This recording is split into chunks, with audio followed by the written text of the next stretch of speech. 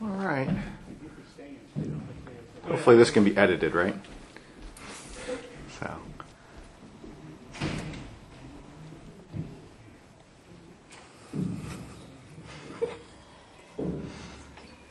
Professors need a sense of humor. All right.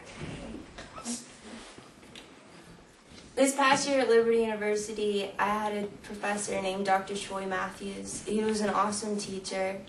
He was from Australia. He had a funny accent and sometimes said words a little differently. Like awesome, he said awesome, which was totally awesome.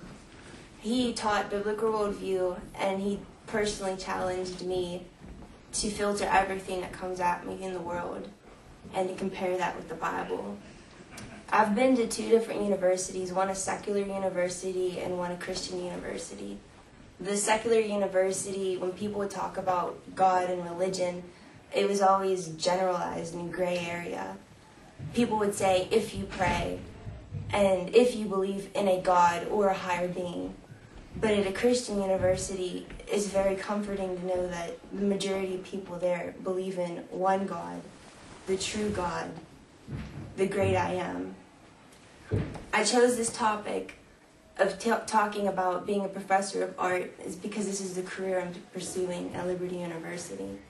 Not only do I want to help other artists hone their skills, I want to challenge that in a secular setting. I want to challenge those students to think for themselves and identify worldviews within artwork.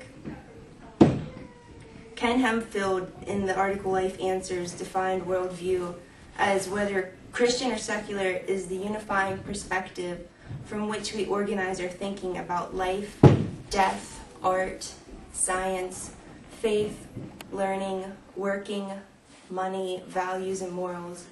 Our worldview is our underlying philosophy of life. It's how we filter all the information coming at us. It's our glasses that we wear, that we look at everything. But everybody has a worldview, but most people, especially college-age people, their worldview is not defined. They have a syncretistic view. They combine worshiping one God with worshiping idols. They're very uncertain of what they believe. And as a professor of art, I'll challenge them to think for themselves and pick out the 3 main worldviews in art so they can decide for themselves what they want to believe. I want to show them that in art there's a lot of naturalism, and that a lot of people religiously believe that God is the creator and God is the world and the world is God. It's one. They believe that it's one unity. They don't believe in an afterlife. This is very evident in artwork that centers around mankind and nature.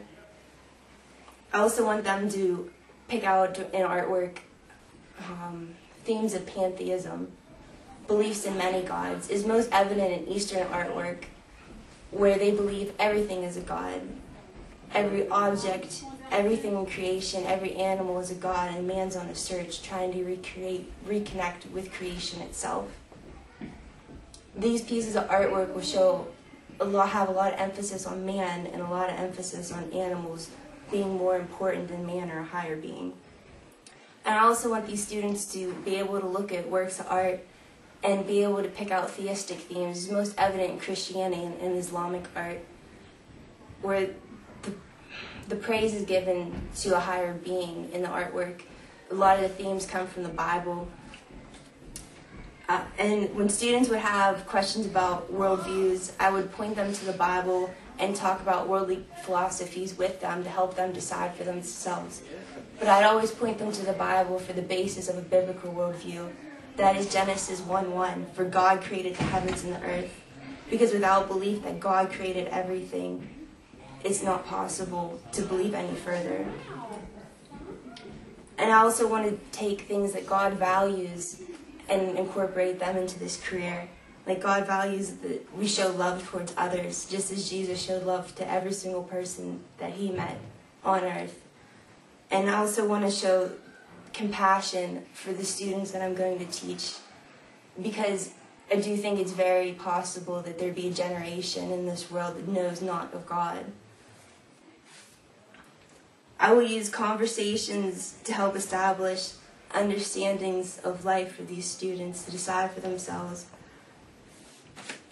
I will be a spiritual model for them, and I will demonstrate the quality of life that God offers. Thank you.